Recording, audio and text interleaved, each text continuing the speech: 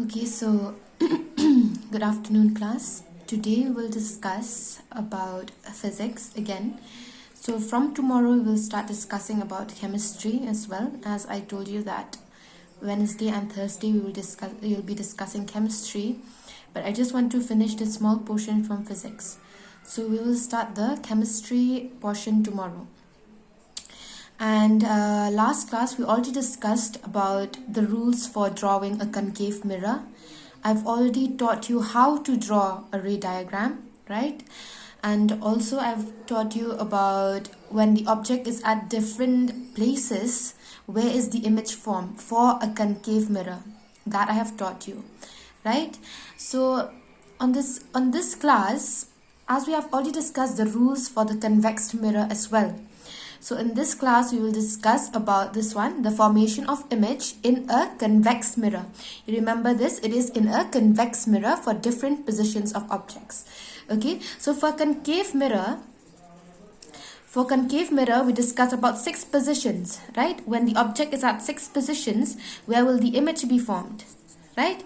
But here in concave mirror and convex mirror, however, we will discuss about 3 positions. Okay, so the first one here is when the object is at infinity. Like the concave mirror, even a convex mirror, the object is placed at infinity. So when you say at infinity, I already told you that the ray diagrams are coming from, from infinity. That is, the example is when sun rays are entering a room. Right, that is an example of infinity. So here I've already drawn a convex mirror. As you can see, how can you distinguish a convex mirror? The reflecting surface is on the outward. Do you see this one? And the rough surface, which is indicated by these lines, is inwards. Okay, so this is a convex mirror. All right, and after drawing the convex mirror, what should I draw? This here is known as the pole, right? Pole P. And as I told you, for a concave mirror, the focus is this side. The focus is the other side. But for a convex mirror, the focus will be inside. Okay. So this will be focus and the center of curvature will remain this side. Right. So we won't draw the center of curvature. However, we will draw the rays of lights coming from infinity. So they are reflecting on this surface with this type of arrow. Right? With this type of arrow, all these ray of lights are coming. Okay, so what will happen now? What will happen? This is on the backward of the mirror, right? And this is the front of the mirror, which you can see. This you cannot see the other side. Okay, so what will happen is, I always told you that whenever you have to do on the backward side of the mirror, it will have to represent with dotted lines. So they will meet at the focus.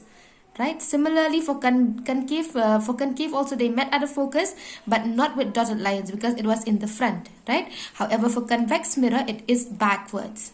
Do you see? They meet on the focus. However, these lines now will be shown with this reflecting one. You see, these will be shown like this.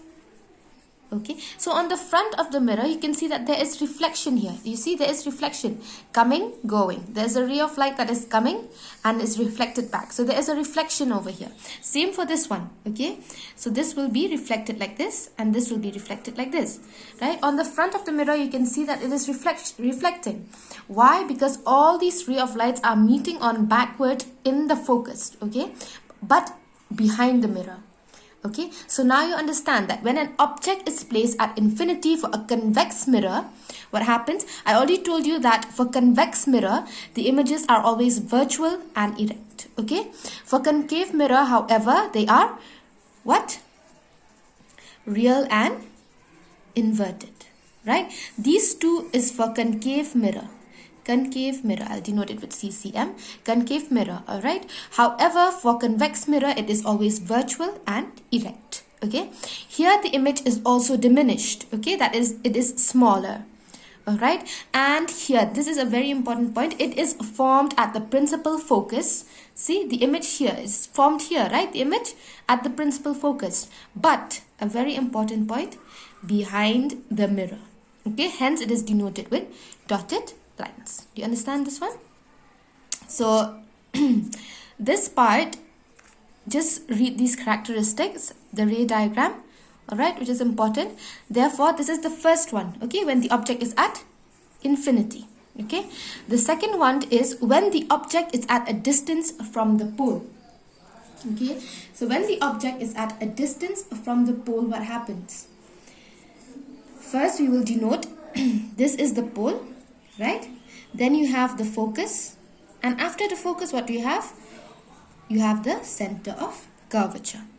All right, so now I will place my object that is at a distance from the pole, that is far away from the pole. You understand? At a distance means far away from the pole. I will place my object. Okay, so this is my object. My object is standing here. All right, I will denote the object as A and B, right? So what always happens when an object is stood there? According to the rules, what happened? It will travel parallel to the principal focus, right? It will travel parallel to this principal focus. As you know that this is the principal focus, this is the convex mirror. Then you have the focus. After you have the pole first, which is here, which is the focus, and then the center of curvature. Now, when an object is placed here, what happened? The ray of light will first go parallel to the principal axis, right? Now, if it was a concave mirror, it will pass through the focus, right? However, for the convex mirror also, it will pass through the focus, but it will be through dotted lines. So as you can see, students, here I am drawing with a scale, right? So during exams, I expect you guys to draw with a scale, okay? Because that way it will be easier. Okay, so this is the first thing that we do. We make it parallel and to the focus. But this is behind the mirror, right? So we have to project this focus, which side? To the other side of the mirror. You understand? So this will be like this. So in front of the mirror, you can see that this line is going parallel and is bouncing back. Okay? Bouncing back from the mirror. But behind the mirror, what is happening? It is meeting in the focus. Alright? Next, number 2, what do we always do? From here, we have to go to the center of curvature. Right? That is our second rule. Right? So from here, what will happen? This line will be drawn. Okay? But as soon as it reaches this one, what happened? Dotted lines will be used. Okay? Since it is behind the mirror. Do you understand? Since it is behind the mirror, so dotted lines will be used. Okay? So this one here will go this one. After reflecting the center of curvature, what happens? It bounces back in the same direction. So you need not draw another one. Alright, like I'm drawing here. So when the first one goes, it bounces back this way and it meets on the focus. However, when the second one goes, it bounces in the same way because it meets at the center of curvature. This is per the rule, right? So what happens here? How is an image formed? An image is formed when two reflected rays meet. So here, as you can see that the two reflected rays meet at this point. Do you see this point? This is ray number 1 and this is ray number 2. These reflected rays are meeting at this small point. Right? So an image is formed only when two reflected rays meet. So this here, students, is my image that is being formed. Alright? So this image being formed here is B dash and A dash. Okay? So this is the image form here, okay? And the characteristics of this image is what? Again, since it is a convex mirror, it will be virtual and real, right? Sorry, virtual and erect, okay? Sorry, I made that a mistake. So it will be virtual and erect. Since it is a convex mirror, these two properties will always be present, that is virtual and erect. And the image here is again diminished. Diminished means, see, the object here is a bigger, right? A bit bigger. However, when the image is formed, it is quite small, right? So that is what we mean by the term diminished, okay?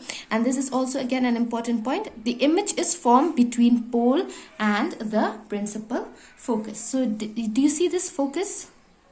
And do you see this pole? The image here is being formed in between these two. That is the pole and the focus. All right. Okay, so yes, another point, behind the mirror. Do you see this one? it is represented with dotted lines, so behind the mirror. Understand? This behind the mirror is very important for convex mirrors. Okay, so the image is always formed behind the mirror. Okay, next we will discuss about the third position of the object, that is when the object is brought closer to the pole. Okay, so now when the object is brought closer to the pole, what happens?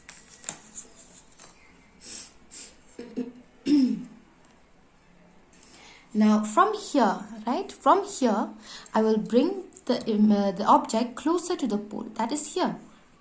Okay, suppose I will bring the object here. I will name it as A and B. As per the rules, this is the convex mirror, rough surface, smooth surface on this side, and this is denoted by P, pole, then F, focus, and C, center of curvature. So this is our object. Okay, so after that, what happens? This again, what will happen? It will go and strike this surface. Right? After striking this surface, what happened? It will meet in the focus again. Okay? It will meet in the focus again. And this focus will bounce back. Right? It will bounce back. And the next one, what happened? It will pass through the center of curvature. Okay, not dotted lines. This one, dotted lines. Okay? Center of curvature. Okay? So, what happens? What happens here? Do you see? Here the two rays are meeting in this point. Similar, just like the same way, right? This one, if it goes here, it comes back. So it is meeting here. So our image form is this one. Right? Our image form is this one. That is A dash B dash. Okay? See? It is being formed here. As you compare with this one is closer to the focus.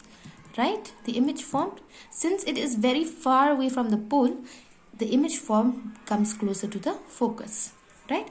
However, in the second one, since this one is closer to the pole, therefore the image form also is closer to the pole. As you can see, this image form is closer to the pole as compared to the focus. Right? So what will happen here? Again, the characteristics, image is virtual and erect. Right? That is for a convex mirror.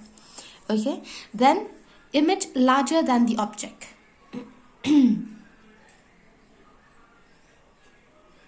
Okay, so the image form here is larger than the object, they're saying. Let me check with that.